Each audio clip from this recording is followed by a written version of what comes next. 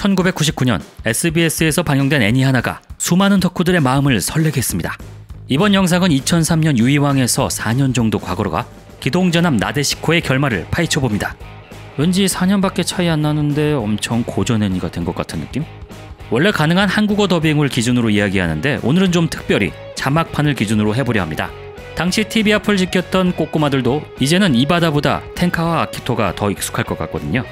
처음에는 그저 개그 SF물인 줄 알았는데 갈수록 스토리가 어둡고 복잡해지면서 많은 사람들이 스토리를 제대로 이해하지 못한 채 그냥 그림 보는 재미로 보곤 했는데요. 나이를 먹고 다시 봐도 90년대 연출이나 감정선을 이해하기 힘들어 스토리를 요약하는 데 어려움이 있었습니다. 그래도 뭐 바람의 검심도 요약했는데 이 정도쯤이야. 자, 당시 나데시코가 너무 어려웠던 우리 전 꼬꼬마이자 현 어른이들 다 같이 나데시코의 결말 파헤치기를 시작해볼까요?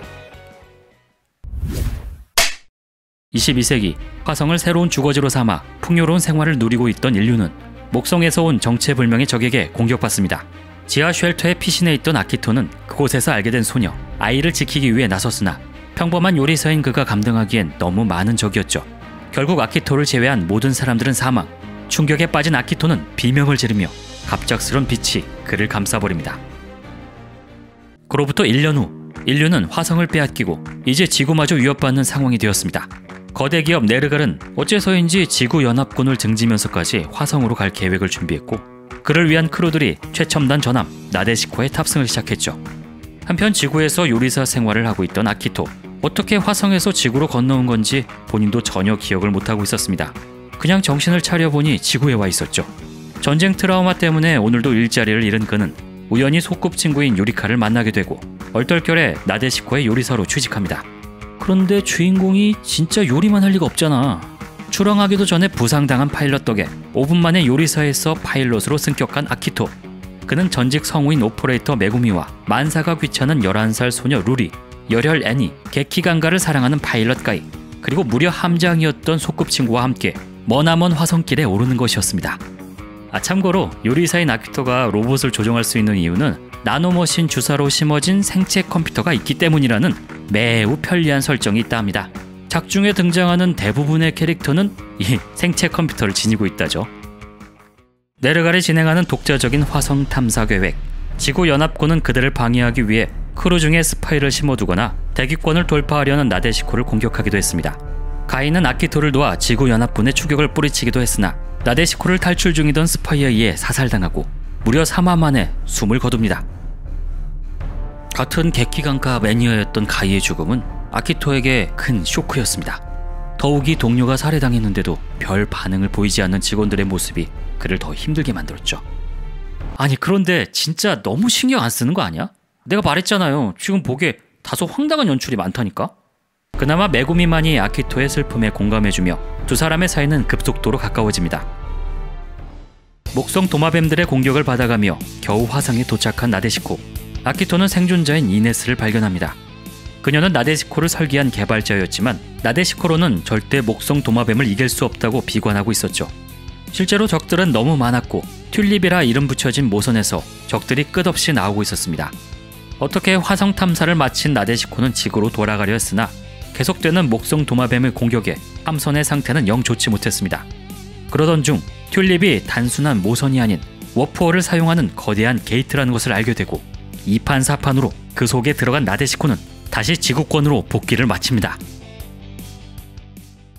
워프홀을 통해 지구로 돌아온 나데시코. 하지만 튤립은 공간이동 장치이기는 해도 순간이동 장치는 아니었나 봅니다. 어째서인지 그로부터 8개월이라는 시간이 흐른 뒤였죠. 그 사이 네르갈은 지구연합군과 동맹을 맺었는데 언제까지 나데시코를 민간인에게 맡길 수 없다며 크루 전원에게 군인으로 입대하거나 나데시코에서 내리라는 선택을 강요합니다. 하지만 단 한 명, 아키토는 더 이상 필요 없다며 우수한 파일럿을 선출했으니 그만 나가보라고 했죠. 여기서 잠깐! 이 우수한 파일럿의 얼굴을 꼭 기억해주세요. 아마 애니메이션 역사에서 손꼽을 정도로 엄청난 기록을 세우거든요. 더 이상 쓸모없다는 말에 화를 내며 나가는 아키토. 유리카가 말려보지만 소용없었고 메구미도 아키토를 따라 나데시코에서 하선합니다. 이제 뭘 하며 살아야 할지 고민하고 있을 때 아카츠키와 함께 나데시코의 새로운 크루로 탑승했던 에리나가 그를 찾아옵니다. 아키토만이 할 수 있는 일이 있다며 네르갈의 연구시설로 데려갔죠. 네르갈은 오래전부터 목성 도마뱀의 워프홀을 연구해 왔는데 특히 살아있는 채로 워프홀을 통과하는 생체 보선 점프에 큰 관심을 기울이고 있었습니다. 목성 도마뱀은 대체 무엇이고 어디서 오는가? 어떻게 하면 그들에게 반격할 수 있는가? 이 모든 것의 답이 워프홀 너머에 있다고 생각했기 때문이죠. 에리나는 1년 전 아키토가 화성에서 지구로 오게 된 것도 나데시코가 워프홀을 넘어 무사히 지구에 도착한 것도 전부 아키토가 가진 미지의 능력 덕분이라며 생체 보선 점프를 위한 실험체가 되어달라 부탁합니다. 하지만 실험은 불완전하다 못해 위험한 상태. 수많은 참가자들이 보선 점프를 시도하다 목숨을 잃고 있었죠. 결국 이네스의 설득에도 아키토는 실험을 거절합니다. 화려한 레스토랑 안, 메구미는 이제 네르갈도 나데시코도 있고 함께 평화롭게 살자고 말합니다. 하지만 그때 들려오는 뉴스 속보, 근처에 목성 도마뱀이 나타나 나데시코가 응전하고 있다는 내용이었죠. 지구에서 보선 점프를 연구하고 있다는 것을 알게 된 목성 도마뱀이 그 시설을 파괴하기 위해 로봇을 보낸 겁니다. 이번 목성 도마뱀은 지금까지와는 다르게 스스로 보선 점프를 하며 파일럿들을 농락했고 그렇게 아키토 대신 들어간 에이스 파일럿의 활약이 시작됩니다.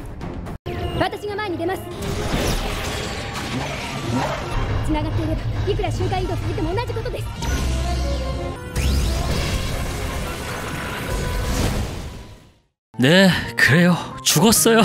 아니 이게 연출이 이상해. 이렇게 디자인 잘 뽑아서 우리의 마음을 설레게 해놓고 등장한 지 5분 만에 죽이는 게 말이 돼? 13화에 등장해서 13화에 죽었다니까요. 이름도 안 밝혔어. 아니 나는 솔직히 그렇게 생각했다. 콕피트 채로 사라져서 시체도 못 찾는다길래 딱 봐도 이놈 흑막이네. 너무 대놓고 광고하는 수준이네. 이렇게 생각했는데 정말 죽었어요. 나데시코의 위기란 말에 다시 전장으로 달려간 아키토. 그는 자폭을 시도하는 목성 도마뱀을 데리고 보선 점프하여 도시를 폭발로부터 지켜냅니다. 그리고 나데시코는 달로 사라졌던 아키토와 목성 도마뱀을 회수하는데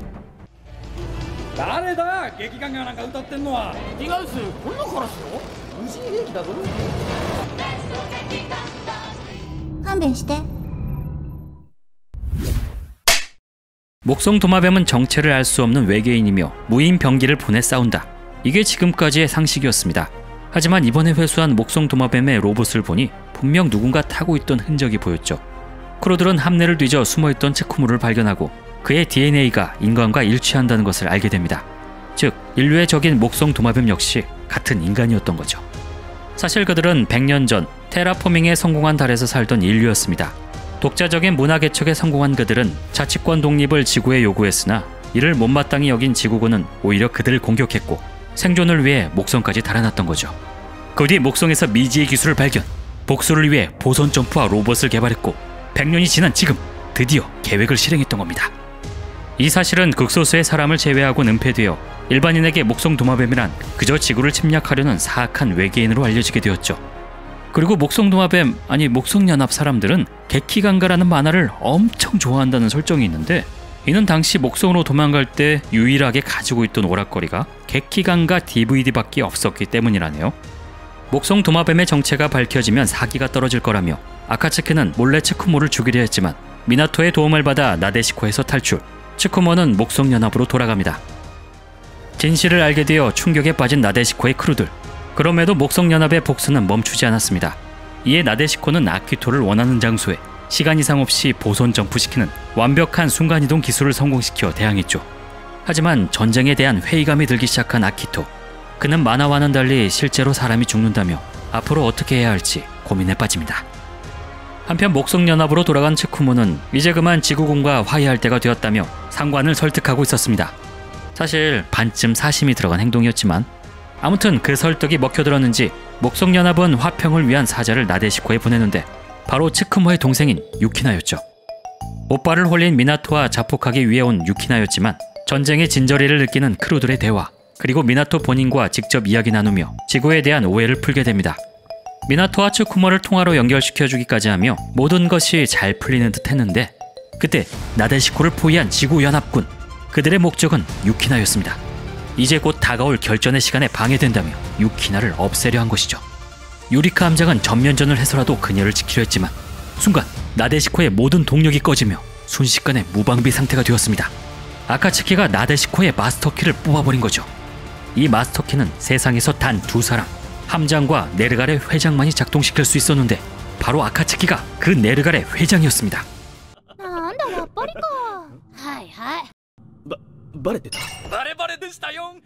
그렇게 잠시 함선을 빼앗겼으나 아키토는 루리의 도움을 받아 나데시코를 재탈환, 지구연합군의 추적을 뿌리치고 목성으로 출발합니다. 목성연합과의 화평을 위해, 전쟁을 멈추기 위해. 드디어 목성연합과 회담을 시작한 나데시코. 하지만 그들이 제안한 조약은 터무니없는 것들이었습니다. 지구군의 무장 포기, 재벌의 해체, 정치 이념 교체, 사실상 지구를 식민지로 만들겠다는 소리였죠. 이 사실을 몰랐던 츠쿠모는 문서를 다시 작성하길 요구하는데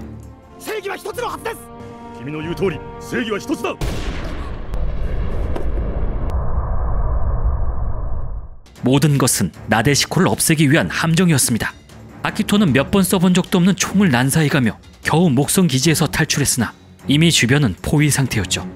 이번에야말로 틀렸다고 생각하고 있을 때 아카츠키가 네르갈의 함대를 끌고 찾아옵니다. 보선 점프를 할 수 있는 아키토와 나데시코가 파괴되는 것을 원치 않았기 때문이죠.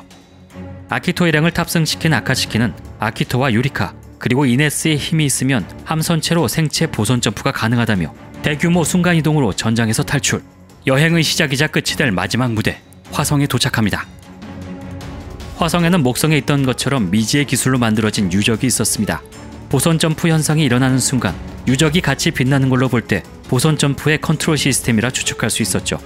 즉, 이 유적을 점령하는 쪽이 보선 점프를 독점할 수 있고 전쟁의 승자가 되는 것은 물론 세계의 지배자가 될 것임이 분명했습니다. 아카츠키는 목성연합이나 지구연합군보다 먼저 유적을 차지하겠다는 야망을 가지고 있었죠. 목성연합도 유적의 존재를 눈치채고 이를 차지하기 위해 화성으로 오는 중이었습니다. 유리카는 우선 동맹을 맺자는 네르갈의 제안을 받아들여 네르갈과 나데시코의 연합이 탄생하는 듯 했으나 이는 아카츠키를 속이기 위한 작전이었습니다. 실제로는 유적을 파괴하는 걸로 이 바보 같은 전쟁을 끝내려 했죠. 하지만 유적에는 강력한 배리어가 작동하고 있던 탓에 나데시코의 포격으로도 파괴할 수 없었습니다. 결국 5분 만에 무너진 동맹. 아카츠키는 나데시코를 파괴하기 위해 직접 에스테바리스에 탑승하여 아키토와 승부를 벌입니다. 격렬하게 싸우다 보니 어느새 유적 안으로 들어가 버린 두 사람. 이네스의 통신을 받은 아키토는 보선 점프를 실행하여 아카츠키의 전의를 완전히 꺾어버립니다. 원래 아키토의 점프는 여러 준비가 필요하지만 유적의 힘이 넘치는 이곳에선 그것조차 필요 없었던 거죠. 아키토가 유적 안에 있으니 나데시코는 포격을 멈출 수밖에 없었고 뭔가 마지막 결전이 될 것 같던 싸움은 또 5분 만에 흐지부지 됩니다. 그런데 어떻게 간 건지 이네스는 유적의 가장 밑층에서 누군가를 기다리고 있었습니다. 아키토에게 연락하여 빨리 오지 않으면 놓치게 된다고 말했죠. 그녀가 그토록 기다리는 인물은 바로 유토피아 코로니 레인보우小学校 1年5組 12番 好きなお話シンデレラ おかえり. 기억하시나요? 영상 초반에 등장했던 아키토가 구하지 못한 소녀 아이입니다.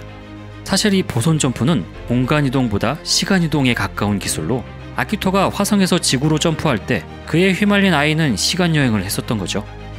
아키토는 그녀를 만나기 위해 최하층으로 내려왔으나 그때 워프홀을 타고 나타난 목성연합. 그들의 계속되는 보선 점프로 인해 유적은 폭주하기 시작했고 아이는 다시 한번 시간 여행에 휘말리며 결국 만나지 못하고 사라집니다. 실망하는 아키토를 이네스가 격려하며 20년 전에 화성으로 갔을 뿐이니 너무 걱정하지 말라고 하는데요.